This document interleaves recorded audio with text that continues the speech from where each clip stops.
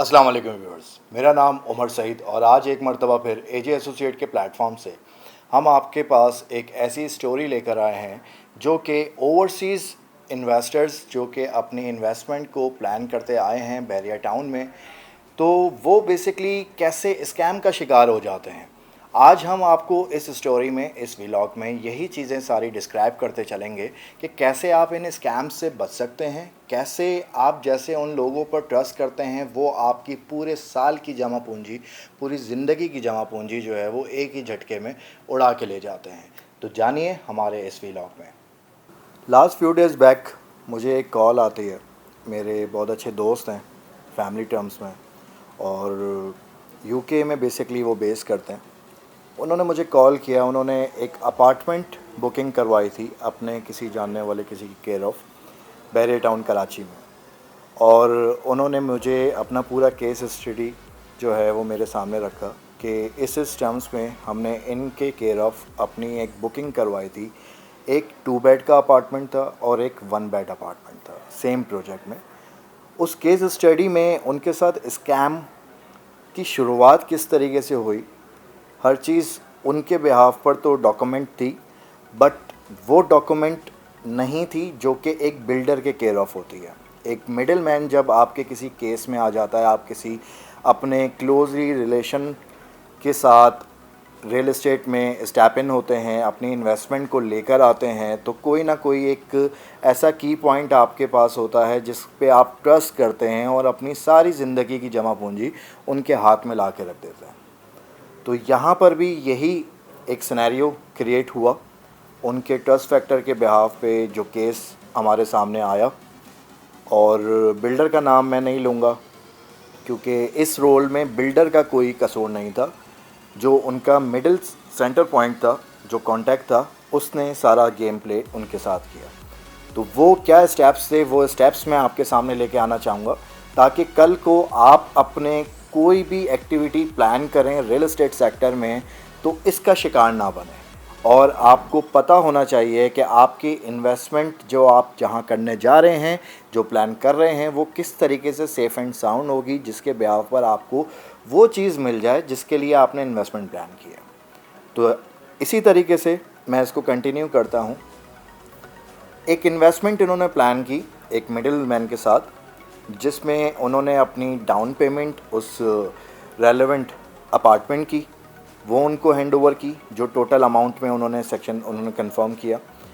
इसी तरीके से 1 बेड अपार्टमेंट उन्होंने लॉक किया, उसकी डाउन पेमेंट दी।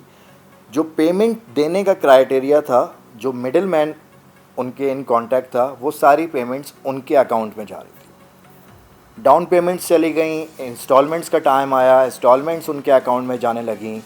आफ्टर फ्यू मंथ्स उन्होंने उनके साथ जो पेमेंट्स उन्होंने वायर ट्रांसफ़र की थी, उसकी जब कंफर्मेशन मांगी कि हमें एक सरचार्ज रिपोर्ट, एक स्टेटमेंट जो कि एक बिल्डर के लेटरेट सेक्शन के ऊपर आपकी सारी डिटेल्स होती हैं, वो सेक्शन आप दे दें, तो उन्होंने एक रफली स्केच बना के उनको दे दिया, रफली स्टेटमेंट बना के दे दी कि ये स्टेटमेंट्स आपकी हमारे पास रिसीव हो गई हैं।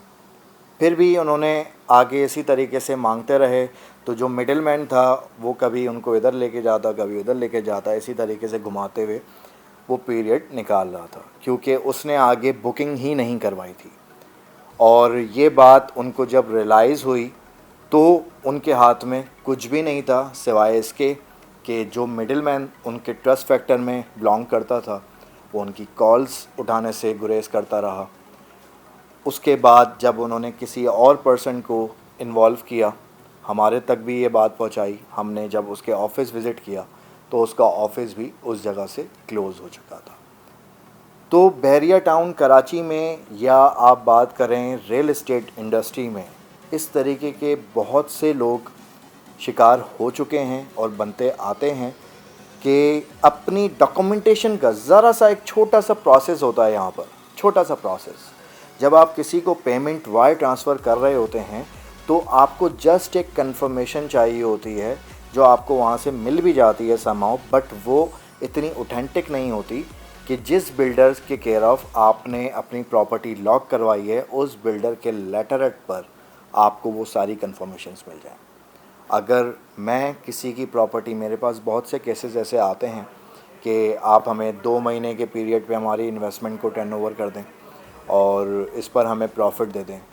या हमारे पास केसेस आते हैं कि एक जो बेंगलो कंस्ट्रक्ट होता है, ओवरसीज़ वाले जब कंस्ट्रक्ट करवाने जा रहे होते हैं, तो इसकी भी मैं आपको एक छोटी सी प्रैक्टिस बता देता हूँ कि आज के करंट मार्केट रेट में जो इस टाइम इजाफ़ा हो चुका है, जो करंट मार्केट रेट है वो यहाँ पर तकरीबन आपको 95 लाख रुपीज़ टू 1 करोड़ 5 लाख रुपए तक आपका ब्रैकेट क्लोज़ होता है।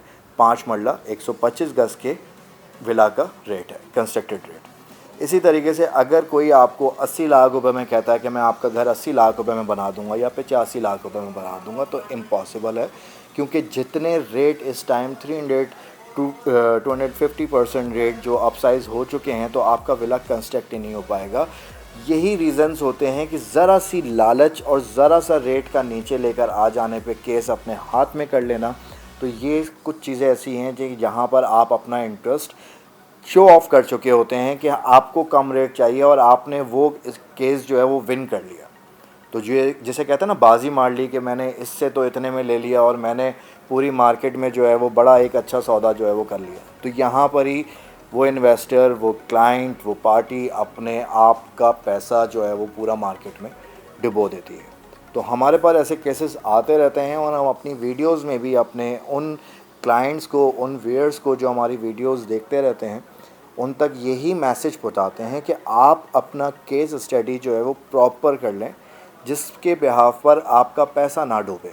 ये पैसा कोई मामूली पैसा नहीं होता, इसके पीछे बंदे की एक पूरी लाइफ स्टैंड कर रही होती है कि उसने कितनी मेहनत से ये पैसा कमाया हुआ होता है। और कुछ लोग ज़रा सी लालच देके जो है वो ये चीज़ें कर जाते हैं। तो हमारे पास और भी इस तरीके के केसेस आते रहते हैं जो हम आपके पास लेकर आते रहेंगे कि कैसे आप इन स्कैम से बच सकें और अपनी इन्वेस्टमेंट को एक प्रॉपर वे में प्लान करें, उसके बाद एग्जीक्यूट करें। देन जो सबसे मेन किसी भी जगह पर इन्वेस्टमेंट का क्राइटेरिया होता है कि रिसीविंग में आपको कौन सा डॉक्यूमेंट मिल रहा है। तो प्रॉपर रिसीविंग आपके लिए बहुत ज़रूरी है। तो हम इसी तरीके से आप तक जो है वो सारी इन्फॉर्मेशन पहुंचाते रहेंगे ताकि आप बहरिया टाउन या रियल एस्टेट इंडस्ट्री में स्कैम का पार्ट ना बने। और हमारे चैनल को लाइक एंड सब्सक्राइब करें ताकि आप हमारे साथ इन टच रहें। अल्लाह हाफ़िज़।